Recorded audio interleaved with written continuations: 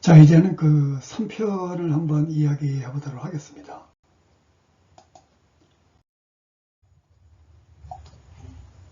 정당제도 폐해와 직접 민주주의 도입. 그 정당 정치의 폐해가 상당히 심해지고 있어요. 그렇죠. 우리나라뿐만 아니고 지금 미국은 거의 극단으로 지금 치닫고 있고 한국보다 더한 것 같아요.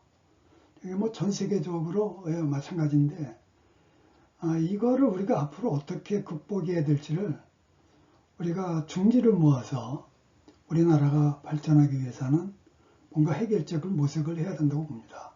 당장 실현될 수 있는 건 아니지만 뭔가 생각을 가지고 해야, 그렇죠?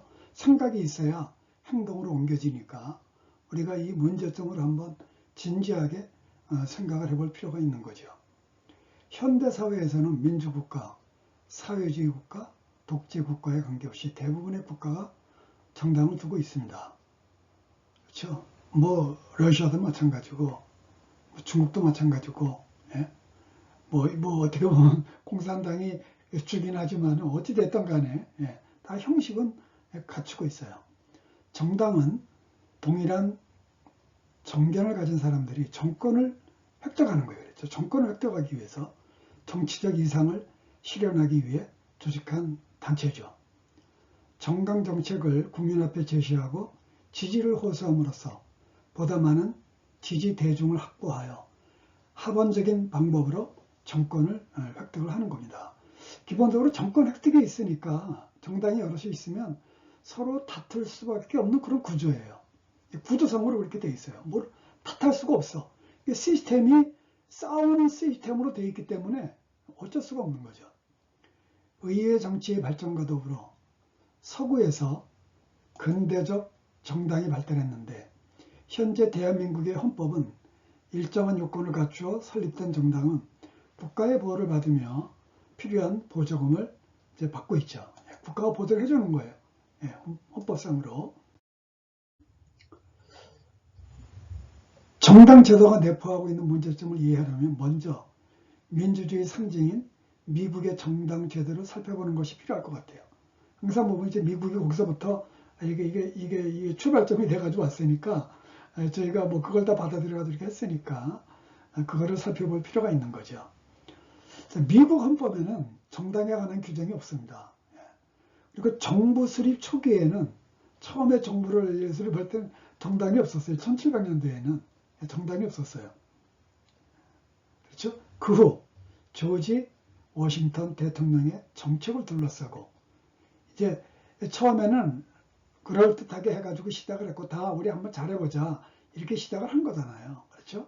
근데 인간 사회가 하다 보면 다툼이 있게 마련이잖아요. 그렇죠? 의견의 차이가 있을 수밖에 없어.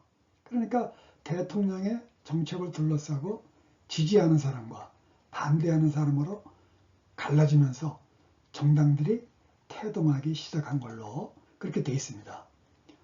조지 워싱턴 대통령의 지지자들은 상공인을 중심으로 한 부유층이었고 반대자들은 농민, 근로자, 채무자 등 서민층이었어요.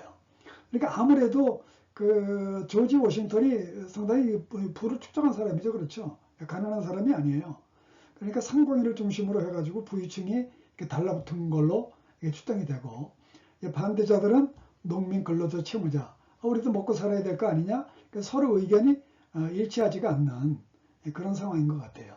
이후 전자는 앞에 해밀턴이 주도한 연방주의자 당의 지지 세력으로, 후자는 토마스 제퍼슨이 주도한 민주공화당의 지지 세력으로 발전한 거로 이렇게 돼 있습니다. 처음에는 정당이 없었는데 사람들이 이렇게 하면서 하다 보니까 서로 의견이 갈라지면서 이제 이런 게 생겨난 거예요. 이제 이기적이다 보니까. 인간이 이기적이잖아요. 그렇죠? 이러한 연방주의 자당대 민주공화당의 구도는 1790년부터 1816년까지 지속되었으나 연방주의자 당이 1820년 해산이 되고 정당이 있다 보면 정당도 해산되고 그렇잖아요. 우리나라도 그렇잖아요. 해산되고 또 새로 생겨나고 하잖아요. 그렇죠? 민주공화당이 사실상 한 정당으로 지배를 했던 것 같아요. 그렇죠? 그 초기에는. 그 후에 1820년에서 1840년까지 유권자의 수가 확대가 되고 대통령 선거인단을 국민의 직접 선거로 선출하면서 정당의 기반이 확대되고 영향력이 증대된 걸로 이렇게 되어 있습니다. 그렇죠? 1828년 국민이 선출한 선거인단에 의해 뽑힌 최초의 대통령인 앤드류 잭슨에 반대하는 입장에 있던 사람들은 휘그당을 창당하고 연방주의당 이념을 또 계승을 했어요. 계속 이제 그 우리도 보면 그 정당이 많이 바뀌었잖아요. 이름이 계속 바뀌잖아요. 이거 시간이 흘러오면서 마찬가지로 그렇게 됐던 거예요. 우리는 뭐 처음부터 정당을 가지고 시작했지만 미국은 정당이 없었는데 이제 이렇게 정당이 생겨났고 다른 나라들도 미국을 보고 그래서 벤치마킹을 한 거예요. 그렇죠? 1832년 최초로 전국 규모의 대통령 후보 지명을 위한 전당대회가 민주공화당의 후신인 민주당, 민주당에 의해서 개최되었는데 지금 현재 민주당이죠. 당시 민주당의 대통령 후보로 지명된 사람은 앤드류 잭슨이고 그는 대통령에 당선되어 현재 대통령 선거 방식에 의해 당선된 최초의 대통령으로 기록이 돼 있어요. 또 휘그담은 그렇죠. 그 이후에 휘그담은 이후 노예 문제를 둘러싼 내부 문제로 침체의 길을 걷다가 해체되고 1854년 노예제도 폐지를 표방하면서 창당된 공화당으로 대체가 된 거죠. 그래서 링컨 대통령은 1860년 공화당 후보로서 최초로 대통령으로 당선이 된 걸로 되어 있습니다. 당시 선거는 정당의 정책보다는 남북 간에 남북전쟁이 일어났잖아요. 그렇죠? 남북 간의 대결 양상이었는데 북부는 공화당, 남부는 민주당을 지지한 걸로 이렇게 되어 있습니다. 어떻게 보면 상당히 재미있는 것 같아요. 우리가 이런 것들 뭐 평소에 관심 없으면 모르는데 이게 정당이 없이 처음에는 시작을 했는데 나중에 정당이 생겨났구나 하는 것을 우리가 알게 되는 거죠. 민주주의 상징인 미국은 상교와 같은 과정을 거쳐서 정당 제도가 발전되어 왔지만 지금은 거대 양당 정치가 초래하고 있는 부작용으로 국론이 분열되어 심각한 상황에 처해 있어요. 그렇죠? 지금 난리예요. 그 젊은 그 마가를 이끌어가던 젊은이 하나가 이 암살을 당했잖아요. 그 뭐 토론을 하다가 몰몬교하고 뭐 성경 해가지고 유타주에서 서로 토론을 하는 와중에 사살이 됐어요. 근데 상당히 어떻게 보면 트럼프 대통령이 대통령으로 당선되는데 크게 기여하고 트럼프 대통령이 좋아했던 거죠. 그러니까 그걸 둘러싸고 지금 뭐 미국이 이게 말이 아닙니다. 지금 뭐 일촉즉발의 사태가 언제 터질지 예측이 불가능한. 미국 정치가 극심한 양극화와 증오 확산. 갈수록 이게 살기가 힘들어지면 힘들어질수록 더 그런 거예요. 그러니까 제가 30년 전에 미국 유학을 할 때만 해도 그때는 미국이 살기가 좋았어요. 모든 게 풍족했어. 그러니까 다툴 일이 없어. 이민자들이 들어와도 그냥 우리를 위해서 일해주고 다 이렇게 좋게 받아들인 거예요. 근데 지금은 먹고 살기가 힘들어지니까 자기들도 이민자인데 이민자들이 들어와서 우리를 힘들게 만든다 이거죠. 그러니까 논리적으로 이게 타당성이 없는 거예요. 그러니까 너무 이게 인간이 이기적이라는 것을 우리가 알 수 있는 거죠. 민주주의 상징인 미국은 상교와 같은 과정을 거쳐서 정당 제도가 발전되어 왔지만 심각한 국론이 분열되어 있고 또 제가 보니까 그 양당 정치와 관련해 가지고 문화일보에서 신문 칼럼이 하나 실렸더라고요. 이거 뭐 외대 교수님 한 분이 쓰셨는데 그거를 제가 파란 글씨로 하이라이트 했는데 잠깐 우리 한번 보죠. 그건 나름대로 연구를 해서 쓴 거니까. 미국 정치가 극심한 양극화와 증오 확산 그리고 예실종으로 신음 중이다. 도널드 트럼프 시대 이후 인 하나의 추세로 자리를 잡았다. 양극화가 공화 민주양당이 대선 후보를 공식 지명하는 7월 전당대회를 앞두고 정서적인 양극화는 더욱 심각해질 것으로 관측이 된다. 작년 7월에 이걸 쓴 거죠. 한국 정치도 유사한 병증을 앓고 있다. 우리도 점점 심해지고 있어요. 그렇죠? 저 탄핵 이 이후에 이게 점점 극단화되는 거예요. 저는 좌우 이야기를 하지 말자 그랬잖아요. 이게 극단적인 세력들이 이게 생겨나는 거예요. 이게 민주주의의 위협이 되는 거죠. 미국과 마찬가지로 한국 역시 보다 근원적인 민주주의 국정 모델을 찾는 인식의 전환이 필요하다. 지금 지식인들은 다 이걸 느끼고 있는 거예요. 이게 심각하니까. 저만 느끼고 있는 게 아니에요. 다 똑같아요. 지식인이라면. 정치 규범. 미국의 제2대 대통령 존 앤더슨은 1800년에 재선에 도전했으나 토머스 제퍼슨과 치열한 경쟁을 벌인 끝에 졌다. 우리도 지금 대통령 선거 아마 그냥 앙숙이 되잖아요. 같은 당에서도. 서로 이게 비난을 하다 보니까. 그러니까 이게 적이 되는 거야. 같은 당에 있으면서도.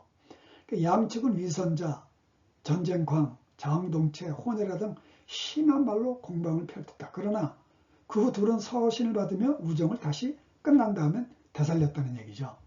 에브리엄 링컨과 스티븐 더글러스는 1858년 상원의원 선거와 1860년 대선에서 연이어 격하게 맞붙은 거예요. 그럼 또 이제 비난하게 되는 거죠. 그러나 남북전쟁 발발 후 더글러스는 악연을 잊고 링컨 대통령을 헌신적으로 도왔다. 이렇게 돌아오면 좋은데 그렇지 못할 때 이게 문제가 되는 거죠. 근래에도 존 맥케인은 2008년 대선에서 버락 오바마에게 패했지만 온건 노선을 고수하며 오바마 대통령에 대한 공화당 강경 분자들의 무차별 공격을 자제시켰다. 이때만 해도 그냥 미국이 잘 돌아가니까 신사인 거예요. 미국 정치인들에게 선거 결과의 승복, 정적에 대한 예의는 당연한 규범이자 철칙이었다. 이를 위반하는 것은 정치적인 매장을 의미했다. 정치인들이 불꽃 튀는 경쟁을 펼치면서도 선을 지키고 결과가 나온 후에는 서로 악수하며 축하하는 모습은 미국 정치의 상징으로 세계적인 모범이었다. 그렇잖아요. 우리가 그래서 미국을 모델로 본 거 아니에요. 또 미국 사람들은 뭘 싫어하죠? 정치인들이 거짓말하는 거 싫어하죠. 근데 지금은 양측의 소년이 나와도 그냥 모르겠다 이거예요. 이게 세상이 이렇게 변한 거예요. 그러니까 아주 극단을 양극화가 되는 거예요. 그렇죠? 그러니까 이게 국가가 위태로운 상황에 빠지게 되는 겁니다. 그런데 이제는 상황이 다르다. 오늘날 미국 정치에서 예의는 실종이 됐고 선거 결과에 대한 노골적인 불복마저 터져나왔다. 지금 이게 말하자면 부정론이 나오는 거예요. 근거도 없이. 2016년 대선에서 트럼프와 힐러리 클린턴은 예의라고 찾아볼 수 없는 비방전을 저도 다 지켜봤어요. 그거를 항상 지켜보니까 미국 뉴스를. 2020년 대선에서 패배한 트럼프는 불복에만 그치지 않았다. 복잡한 선거인단 제도를 악용해 결과를 뒤집으려 했고 폭도들의 의사당 습격을 부추겼다. 이거 다 알고 있잖아요. 저희가. 그렇죠? 그럼 그가 금년에 대선에 또 나왔고 당선이 됐잖아요. 공화당 예비선거에서 압도적 승리를 거뒀다. 성추문, 입막음 혐의 34건 모두 유죄 판결을 받고도 음해 세력에 의해 기획, 조작됐다고 남을 탓하며 큰소리 쳤는데 다 또 그쪽 사람 다 믿어. 그렇다고. 이게 누가 봐도 이게 객관적으로 아닌데 이것도 유죄 판결을 누가 한 거예요? 배심원이 한 거 아니에요? 제가 나중에 배심원 설명하겠지만 미국의 제도를. 트럼프는 오만불선한 태도로 비판 세력을 악마하면서 마치 예의상실이 미덕인 양 행동을 지금도 하고 있어요. 처음도 그랬는데 예전이라면 정치적인 자살, 그때는 정치적인 자살행위 그렇게 하면은 그런 행위를 무례한 언행을 자기 브랜드로 삼고 하는 거예요. 그러니까 공화당 지지층의 상대당에 대한 비호감도를 보면요. 민주당 지지자는 54, 공화당 지지자는 62. 이게 비호감도가 이렇게 높은 거예요. 그러니까 당이 틀리면 서로 공격을 할 수밖에 없는 그런 상황이 된 거예요. 그러니까 합리적인 판단을 못하고 있는 거죠. 그러니까 양당 정치가 만들어낸 이 폐해가 되는 거예요. 우리나라도 보면 거의 양당이잖아요. 그렇죠? 나머지는 예의실종. 서국지역이었던 조 바이든 대통령도, 조 바이든 대통령이 법률가 출신인데 점잖은 사람이에요. 오랫동안 정치를 해왔기 때문에 기싸움에서 질세라 지난 1월 연두교소를 트럼프 비판에 이용하면서 내전 투구에 가세를 한 거예요. 뭐 너무 트럼프가 그러니까 할 수 없이 그렇게 되는 거예요. 상대도 그렇게 만들어져. 예. 미국 변호사협회가 실시한 여론조사에서 응답자의 85%가 10년 전에 비해 정치적 외의가 추락했다고 답을 한 거예요. 그렇죠? 현재 시점에서 조사하면 상황은 더 나쁘게 나올 것이 분명하다. 자, 예의는 정치 체제의 원활한 작동을 위한 윤활유다. 대화를 촉진하고 정치 사회적 갈등을 완화한다. 복잡한 이해관계가 걸린 정치와 국정의 운영을 부드럽게 해주기도 한다. 또한 정치와 국정이 물리적 힘에 휘둘리지 않고 법치로 귀결될 수 있게 해주는 도구이기도 하다.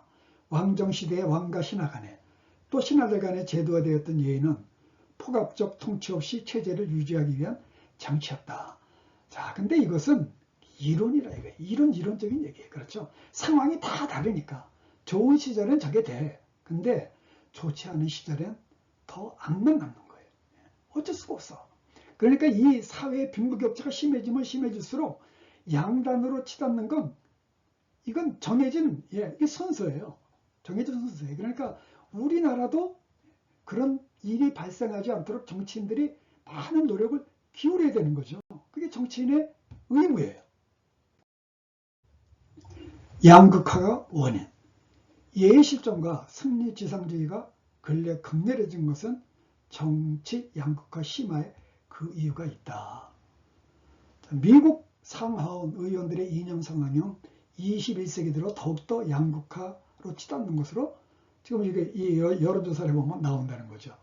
양극화의 원인으로 게리맨더링, 프라이머리, 최근에도 미국의 텍사스 주지에 트럼프가 시켜가지고 그 선거구를 더 만들어가지고 공화당 의원을 더 뽑으려고 그거 했잖아요. 했어요. 그러니까 캘리포니아도 한다고 그러고 또 일리노이주도 한다고 그러고 그거 지금 민주당 쪽이니까 이게 말이 아니야. 그럼 그 많은 의원들 다 뽑아놓은 그 돈은 누가 분담하는 거예요? 게리맨더링, 프라이머리, 선거자금법 등 제도적 요인이 꼽힌다.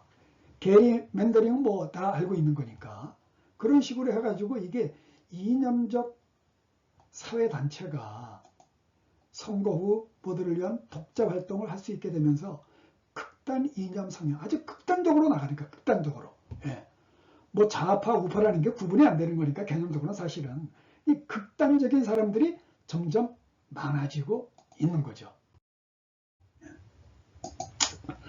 자, 저건 이제 앞에 우리가 그 문화일보 그 칼럼의 일부 내용을 한 거고 여기서부터는 이제 제가 미국에서 민주당 또는 공화당을 지지를 결정하는 커다란 쟁점은 주로 보면 인종 문제, 친기업 여부, 그 다음에 조세, 낙태가 또 거의 심하잖아요.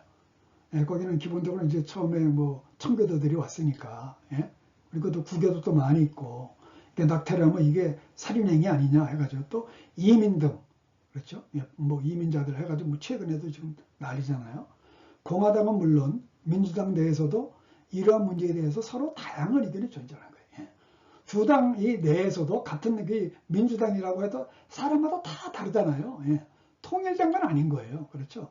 정당이 국민의 지지를 얻기 위해서는 중요 이슈를 중심으로, 그래서 정당들은 일단 정권을 잡기 위해서 정권을 잡으려니까 중요 이슈를 중심으로 해가지고 딱딱 이정표를 만드는 거예요. 그러고 이제 갈라치기를 하는 거야. 왜? 자기들이 먹고 살기 위해서 정책 방향을 설정하고 국민들을 설득해 나가는 거죠. 그래서 정당들은 다양한 이슈를 중심으로 서로 상대를 공격하며 권력 투쟁을 하고 있는 거죠. 그러니까 어느 나라나 다 마찬가지예요. 한국의 경우를 보면 정치에 있어서 항상 한일 문제, 남북 문제, 이거 단골 메뉴잖아요. 미국 및 중국 등과의 외교 문제, 빈부격차 해소 문제, 주택 문제, 노사 문제, 세금 문제 등이 핵심적인 이슈로 우리는 등장하고 있어요. 그렇죠? 정치의 속성이 정권을 잡는 것이므로 정당들은 이런 이슈들을 중심으로 정강을 만드는 거죠. 그렇죠? 정강에다 만들어 놓는 거잖아요. 국민들의 표를 얻기 위해 홍보를 한다. 정당들은 동일한 이슈에 대해 서로 다른 입장을 표명하게 되므로 서로 다툴 수밖에 없는 정치 구도로 점점 이렇게 심화돼 가고 있는 거예요. 국민들도 정당의 정강을 중심으로 의견이 갈라지게 되기 때문에, 그러니까 정당에 가입하고 그러면 거기 또 따라가잖아요, 서로. 그렇죠? 그러니까 이 패거리 싸움이 될 수밖에 없는 거예요. 국민들 간의 분열이 일어나는 것은 필연적인 현상이다. 이걸 피할 수는 없어요. 갈수록 더 살기 어려워질수록 점점 심해지는 거예요. 두 개의 거대 정당이 주축을 이루고 있으면 민심은 이분화될 수밖에 없고 결과 심각한 양극화 현상이 나타나게 된다. 이 점에 있어서 미국하고 다를 바가 없죠. 정당의 수가 많다고 하더라도 개별 정당은 독자적인 정강을 가지고 활동하게 되므로 의견 충돌을 우리가 막을 수가 없는 거예요. 국론이 분열될 수밖에 없어요. 필연적인 현상이에요. 그 사람들 계속 부추겨야 되잖아요. 표를 얻으려면 어떻게 해요? 부추겨야 돼. 상대는 나쁘고 자기는 옳다. 이거 아니에요? 흑백 논리야. 따라서 정당 전체의 문제점을 해결하기 위해 현재의 문제점을 보완할 수 있는 새로운 시스템을 도입할 필요가 있는 거죠. 정말 중요한 거예요. 이게 그 국민의 의식 수준이라든가 이런 거 모든 것을 다 고려해서 그렇죠. 경제 발전 상황의 정도 해서 이걸 해야 되는 거지 무작정 할 수 있는 것은 아닌 것 같아요. 2020년에 대한민국 각 정당의 수입 지출 현황, 이거 보니까 이게 자료가 나오더라고요. 2020년에 각 정당은 국가로부터 보조금을 수령하고 있다. 당비보다 이 통계를 보면요, 이게 당비가 이게 얼마야죠? 이게 100만 단위니까 10억 100억 670억인데 보조금은 970억이에요. 이거 국가 보조금이 당비보다 많은 거예요. 그러니까 기본적으로 국민 세금으로 운영이 되는 거예요. 당비보다 국가 보조금, 세금이 더 많은 것을 감안하면 정당은 당원을 위해 존재한다고 하기보다는 국민 전체를 위해 존재하고 있는 것을 우리가 알 수 있잖아요. 누구를 위해서 존재해야 돼요? 당원만의 의견을 반영해야 돼요? 정당이요? 아니잖아요. 그럼 국가 보조금을 다 반납을 해야지. 자기들끼리 하려면. 그렇게 하는 게 맞는 거잖아요. 그러니까 기본적으로 접근이 잘못되고 있는 거예요. 정당 제도 자체가. 예산 집행도 본인들이 정권을 잡으면 예산 집행을 자기들 돈으로 해요? 정당원 돈으로 해가지고 예산 집행해요? 그것도 국민 세금이잖아요. 그럼 모든 사람이 다 낸 거잖아요. 정당과 관계없이. 그렇기 때문에 정치는 기본적으로 국민을 위해 봉사해야 되는 거예요. 가장 기본적인 논리야. 따라서 정당은 당원만의 의견을 반영할 것이 아니라 국민 전체의 의견을 수렴해 운영되어야 하는데 오로지 정권 탈취에만 몰두해 국민을 분열시키는 기능을 하고 있어 그 존재의 정당성을 의심할 수밖에 없는 거예요. 우리가 논리적으로 생각을 할 이런 자료들을 보면 논리적인 사고를 할 수가 있잖아요. 그냥 이걸 당연한 거로 받아들이면 논리적인 사고를 할 수가 없어. 근데 항상 비판적인 시각에서 연구하면 그때부터 논리적인 사고가 나오는 거예요. 그렇죠? 그렇게 해야 국민들을 설득하고 우리나라를 바꿀 수가 있는 거죠. 이런 연구를 하면 바꿀 수 있겠어요? 그냥 서로 싸움질만 하는 거야.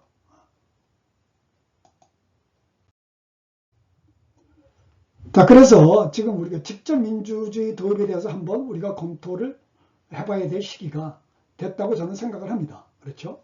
뭐 당장 실현되는 건 아니잖아요. 그러나 국민의 의견이 결집이 되면 우리가 이번 뭐 내란 사건도 국고했잖아요. 국민들이 하자 그러면 할 수 있는 거잖아요. 할 수 있어요. 우리 국민은 똑똑하기 때문에. 스위스 정부는 스위스의 정치에 따른 본부죠. 우리 직접 민주주의를 하고 있으니까 유일하게. 일반적으로 내각 책임제로 분류가 됩니다. 그건 대통령제가 아니에요. 의회가 정부를 구성하고 대통령은 국가의 원수일 뿐 행정부 수반이 아니라는 점과 같이 내각제 핵심 특징을 갖고 있기 때문이다.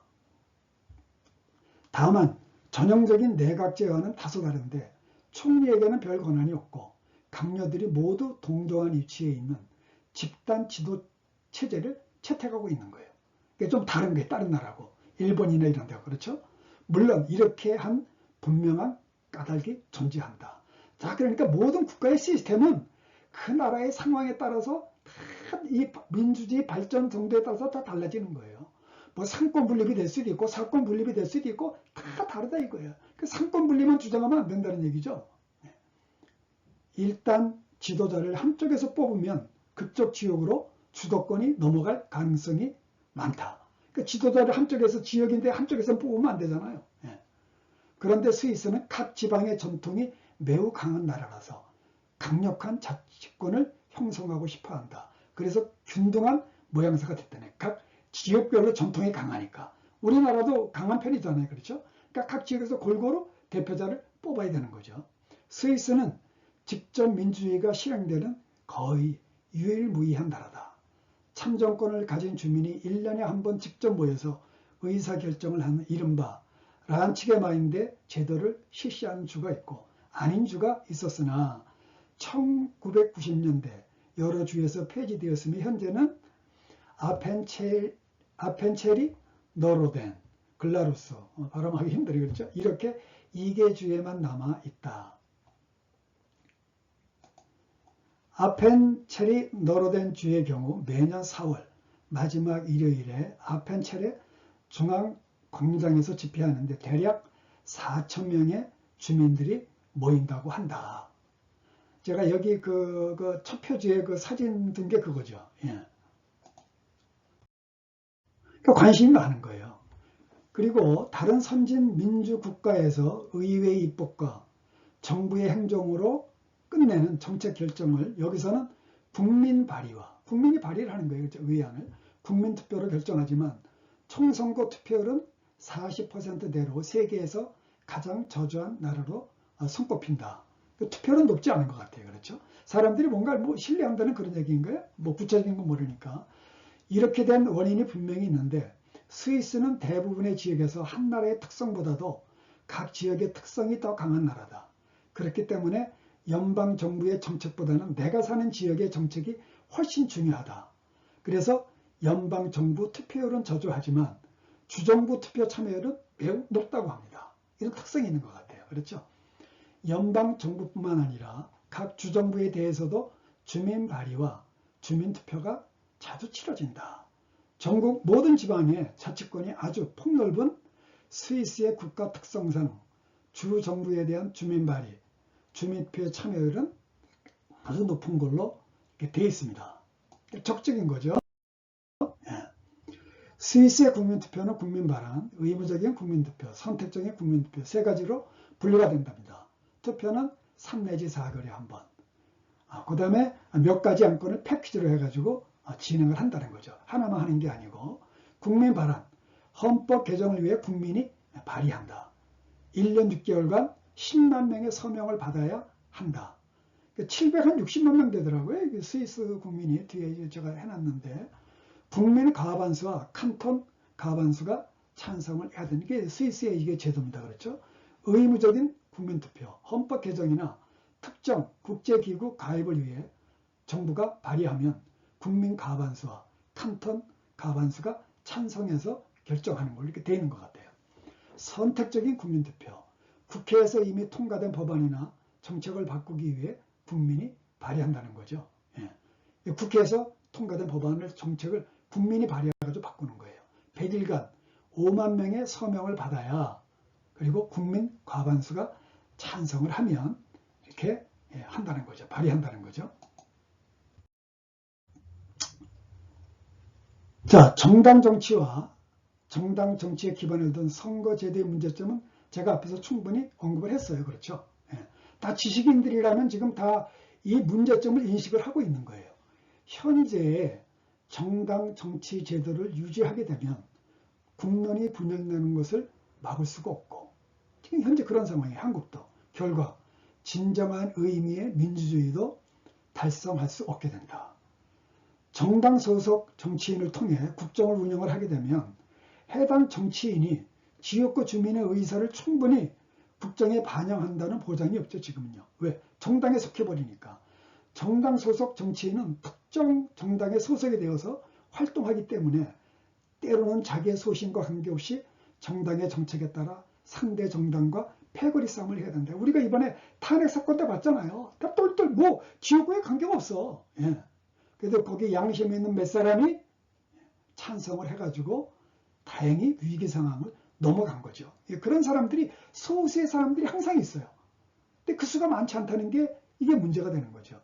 상황이 이렇게 되면 정당 소속 정치인이 지역구 주민의 뜻을 따라 활동하는 것이 어렵게 되고 결과 주민 대표성이 없어져 선거 의미가 퇴색하게 되는 거죠. 그러니까 이런 것을 우리가 고민을 해야 되는 거예요. 정당 제도의 폐지와 시민단체의 활성화. 그럼 우리가 이거 어떻게 할 거냐? 한번 우리가 생각을 해보는 거죠. 그렇죠? 아이디어를 자꾸 이제 브레인스토밍을 해야 되는 거예요. 그렇죠? 앞으로.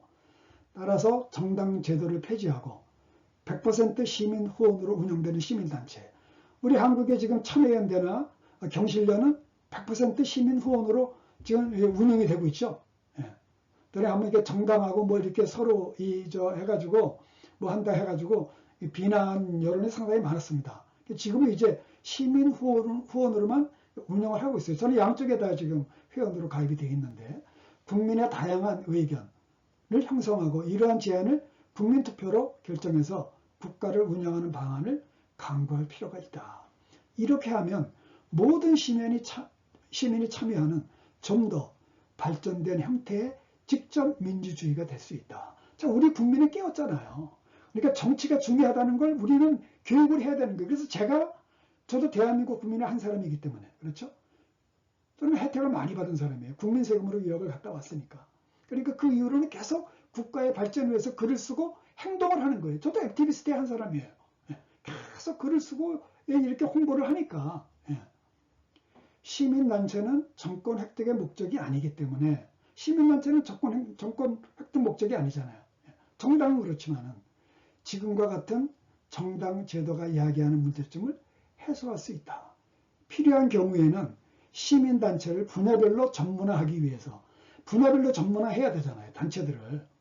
지금 우리 정당에 국고보조금 지급하잖아요. 지급하는 방식에 국고보조금을 일정 요건을 갖춘 시민단체에 지급하는 방안도 모색을 할 수가 있다. 우리가. 왜? 시민단체를 활성화해야 국가가 발전하니까. 그 대신 서로 싸움은 없어야 되니까 지금까지 이 파당 이 정치는 없어야 되니까 분야별로 전문화하면 분야가 다르니까 서로 싸울 일도 별로 없을 거 아니에요. 그렇죠? 국민 바람 및 국민투표는 스위스 방식을 참고해서 스위스는 877만 명이네요. 그렇죠? 보다 인구 규모가 훨씬 크고 우리는 뭐 5천만을 넘으니까 우리나라 실정에 맞게 최적의 방법을 고안해서 실시하면 되는 거죠. 브레인스토밍을 해야 되는 거예요. 이미 우리 시스템은 다 만들어져 있으니까 이걸 앞으로 시민단체로 활성화해가지고 하게 되면 우리가 어떤 식으로 국가를 운영할 거냐 하는 거를 각 이 브레인들이 모여가지고 그렇죠. 시민단체하고 다 모여서 국민적인 합의를 조성을 하는 거예요. 스위스에는 스위스 국민당, 사회민주당, 자유민주당, 중도당, 녹색당, 녹색자유당과 같은 정당이 존재하고 있기 때문에 우리나라가 정당을 폐지한다면 스위스 방식과 동일한 건 아니에요. 그래서 스위스는 정당이 있어요. 근데 우리는 이것을 없애자 이거예요. 아예 정당 간의 싸움을 없애기 위해서 국회를 구성할 국회의원. 자, 그러면 국회를 구성해야 되는데 그때 국회는 좀 지금의 국회하고는 상당히 다르겠죠. 그렇죠? 왜냐하면 국민들이 이 의안을 발의하니까 국민이 제안한 법률안을 심의할 전문가. 이 국회의원은 이제 이 발의를 못하게 하든지 아니면 제한적으로 하든지 그런 걸 또 우리가 강구해야 되는 거예요. 그렇죠? 국회의원은 지역 단위 기준으로 유능한 후보자를 선출하고 당연히 지역 단위로 해야 되겠죠. 각 지역을 대표를 해야 되니까 우리가 지역색이 좀 강하잖아요. 그렇죠? 법안은 스위스와 같이 국민이 직접 제안하고 국회에서 의결하는 방식을 채택을 하면 국회 내에서 국회의원 간의 충돌 현상도 차단을 할 수 있는 거죠. 왜냐하면 이게 정당이 없으니까. 정당이 있으니까 패거리 싸움을 하는 거잖아요. 정당이 없으면 패거리 싸움이 굉장히 힘든 거죠. 지역별로는 서로 이렇게 뭐 나름대로 하겠지만 근데 지역이 상당히 많이 있잖아요. 많이 있으니까 뭐 지역 내에서도 다 사람들 생각이 틀리죠. 지역이라고 다 똑같은 건 아니잖아요. 그렇죠? 그 지자체별도 또 다를 거고. 대통령제를 택할 경우 대통령은 전국 단위로 국민이 직접 선출하면 되는 거예요. 대통령에게는 정무직, 우리나라의 정무직, 뭐 우리 1급 이상, 예를 들어 1급 이상이면 일정한 기준을 설정해서 이 딱 정권이 바뀌면 모두 다 사표를 내야 되는 거예요. 그렇죠? 예. 공무원을 임의로 해임할 권한을 부여해서 대통령이 국정운영에 가장 적절한 인물을 임명하면 돼요. 정부는 국가 인재풀을 만들어서 대통령이 언제든지 필요한 인재를 선임할 수 있도록 해야겠죠. 대통령 선거 나오려면 다 팀을 구성해야 되니까 어차피 본인들이 다 구성을 해가지고 하게 돼 있죠. 예. 뭐 정당이 없더라도 그 팀워크를 해야 할 거 아니에요. 그렇죠? 예. 의원 내각제도 가능한 거죠. 그러니까 정당이 존재하지 않기 때문에 국회의원들이 자체적인 선출 과정을 통해서 또 총리를 선출하면 돼요. 그러니까 지금의 시스템을 가지고 정당을 없애는데 어떤 식으로 해야 될 거냐 하는 거를 우리 이 국민들이 브레인스토밍을 해가지고 최적의 방안을 도출을 하면 된다 이겁니다.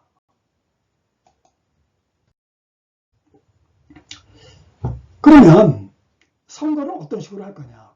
지금 과학이 상당히 많이 발전됐어요. 뭐 이 선거 부정론자 같은 사람들 극단적인 경우에 나오니까 이렇게 돌아가면 그런 사람들 안 나오겠죠. 정파 싸움이 없으니까 블록체인 등을 활용한 전자투표 제도를 도입해서 투표가 신속하게 이루어질 수 있도록 해야 되는 거예요. 언제든지 해가지고 투표해가지고 의사결정을 해야 되니까 국민들이 서로 싸우는 정당이 존재하지 않기 때문에 각종 음모론도 사라질 것으로 예상이 된다.